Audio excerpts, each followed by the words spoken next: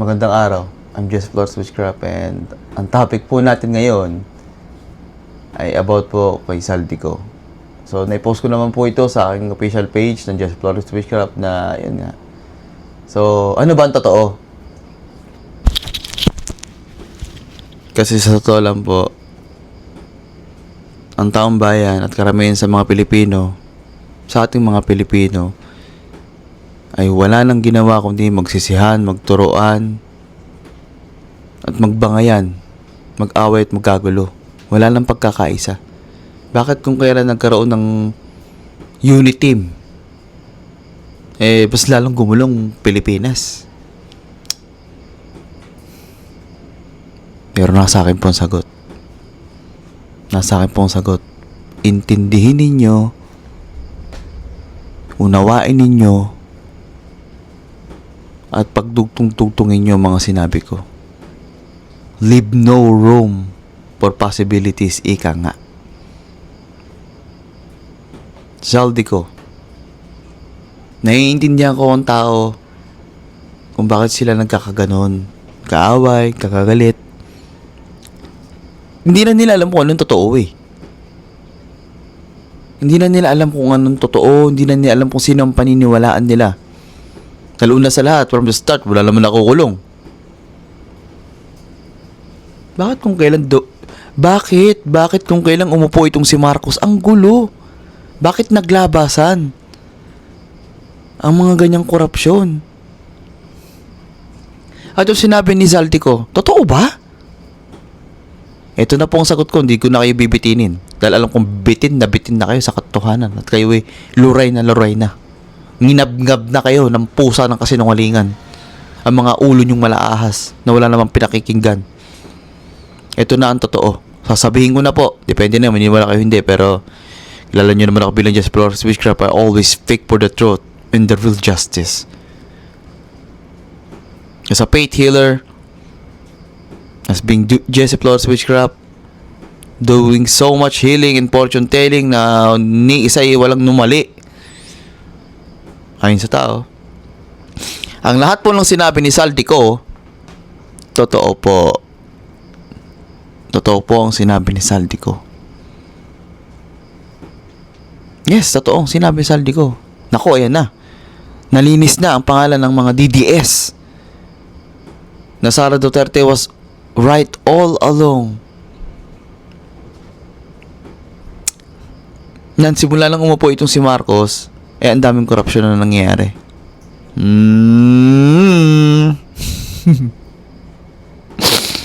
Naisahan kayo, no? Totoo po ang sinabi ni Saldico na ang mastermind ng korupsyon ay si Marcos. Si Marcos.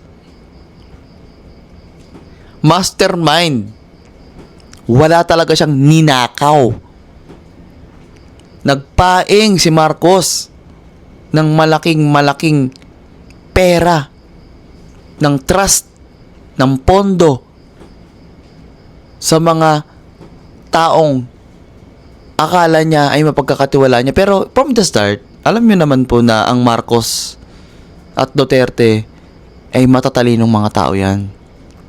You, Saldico, will not be who you are if not for what you really are.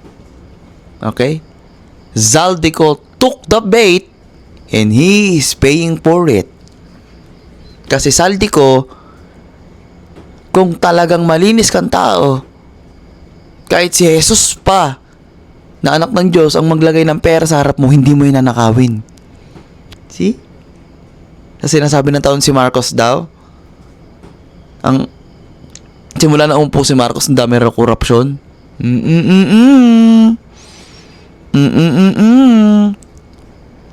Totoo, tama din yun.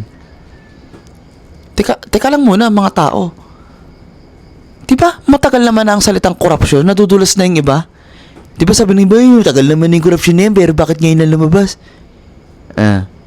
Kasi wala nakapagpalabas dyan, kundi si Marcos. Si Marcos ang nakapagpalabas sa mga yan. Kaisa-isa na presidente na nagpalabas ng mga pangalan na talagang may dumi. Nasaan ang mahal nating si Risa? Nasaan ang karespeto at kagalang-galang na si Trillanes? Abay, lahat ng din nilang kaso kay Duterte ay nawala. Nawala silang patawad. Wala silang nagawa.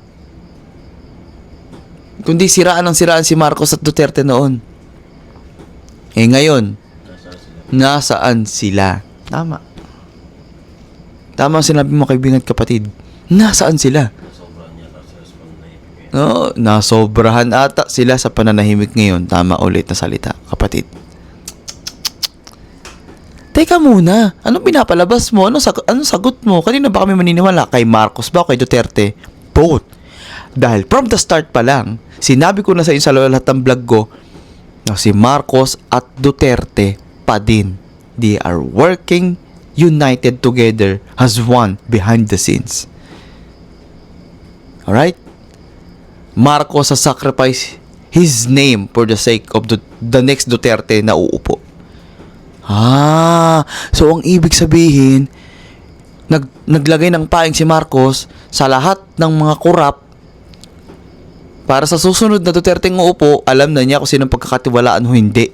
Magwa-wash out talaga sila ng politics. Yes! Ang galing nyo. Kaya dinadawit nila lang, lahat na ng depressed na yung mga yan.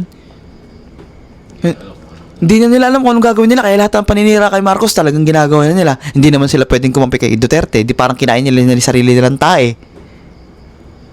Kasi kung ano namang sinabi nila doon eh. Hindi naman sila pwedeng kumampi ng totally kay Marcos dahil alam nilang wala na silang publican. Dahil tinaraydo na nila yung tao. Yes, ang tatanga nyo, ang bobobo nyo, di ba? Nautakan kayo ng Marcos at Duterte, ang tanga nyo. Ganon sila kagaling. Kumbaga, naapektuhan man ng tao na sila di ba? Pero isipin nyo na lang, ginawa lang ng Marcos at Duterte yung scheme na yan, na master plan na yan, para sa ikakabuti ng Pilipinas. Actually, wala talagang nanakaw. Sabihin ko na, alam nyo ba't walang makukulong? Wala naman talagang nanakaw eh.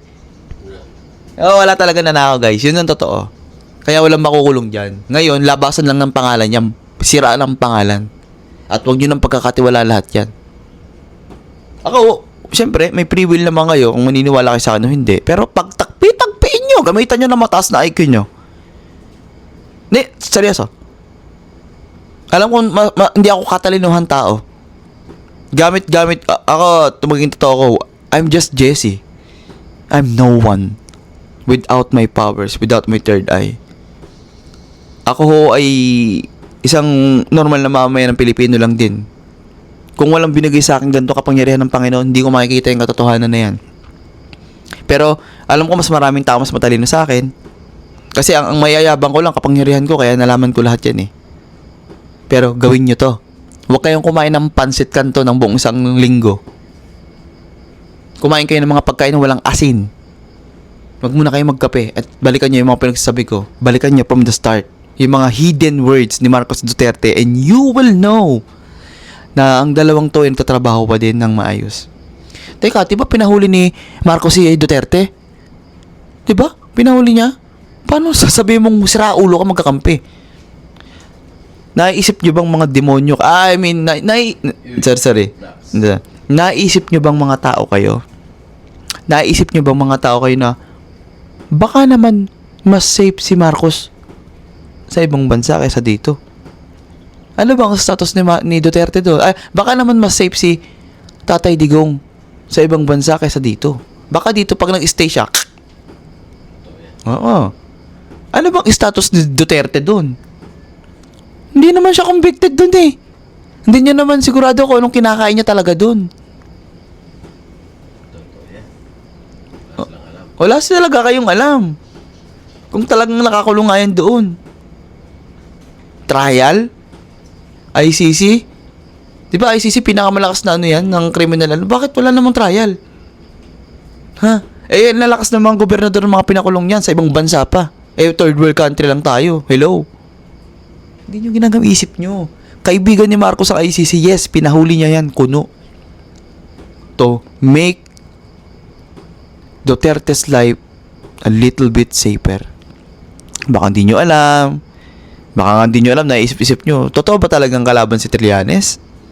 Or naging bilin-bilin lang siya kuno noon na talagang si Marcos na talagang baka naman si Duterte at Trillanes ay talagang magkakampi kasi nung nagkita nung nakaraan yan diba bigla na lang sila naging magkaaway ko no. Baka naman si Trillanes pumunta kay Digong asking for a role. Baka doon na talaga pinanindigan ni Trillanes yung kanyang role na maging kontrabida kuno. Sa totoo lang si Trillanes sa akin maganda record. Lumaban yan sa corruption noon. Naalala niyo yung ginawa ni Trillanes noon na kinalaban niya ang nakaupo dahil corrupt na corrupt talaga yun. Gloria, di ba? Malay nyo, ganun yung inaccept na role ni Trillanes. Na magkukumarian lang sila talagang pakukuluin ni Trillanes ang kaya Trillanes pakuluin ang dugo ng isang tao, yung taong bayan Yun ang role niya. Diba? Pero kung sa akin, mas mais-ayos pa si Trillanes ang konti, yung mga ibang pangalan na hindi ko na lang babanggitin. Basta alam na ninyo kung sino yung mga hindi pagkakatiwalaan. Kasi lumitaw naman Kasi lumitaw naman na. So, saldi ko, hindi kita nililinis. You're not part of this plan. Actually, isa ka sa mga hindi nila inaasahan na magnanakaw pala. Disappoint. Hindi wala talaga silang nanakaw. Wala talaga sila technically nanakaw. Kasi, magugulat na lang kayo na this 2026, lahat ng mga flood control na mga nangyari na yan. Lahat po. Lahat. Ng mga nasirang gusali na yan, maayos naman nila. Nga lang, ay hindi nagkasalanan ho yun ng nakaupo.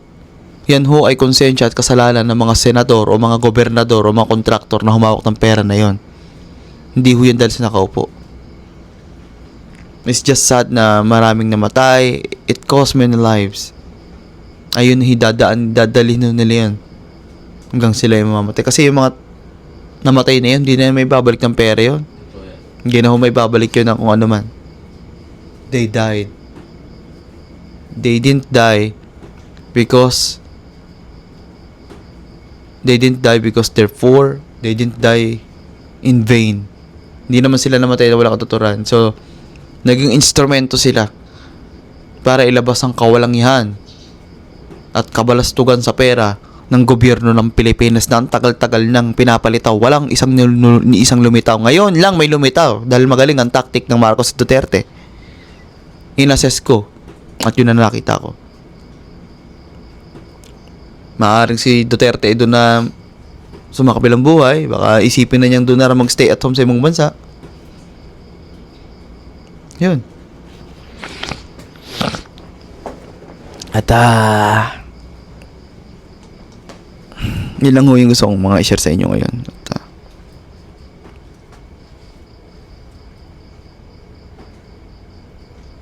bibitinin ko pa kayo kasi napakarami ko pang sasabihin sa susunod. So yun.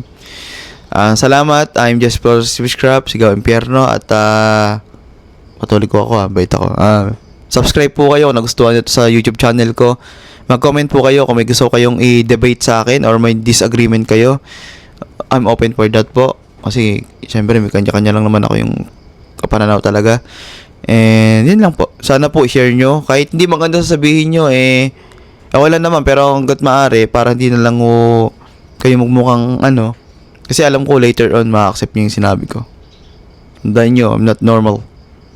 It's a witchcraft who can see it all. See it through.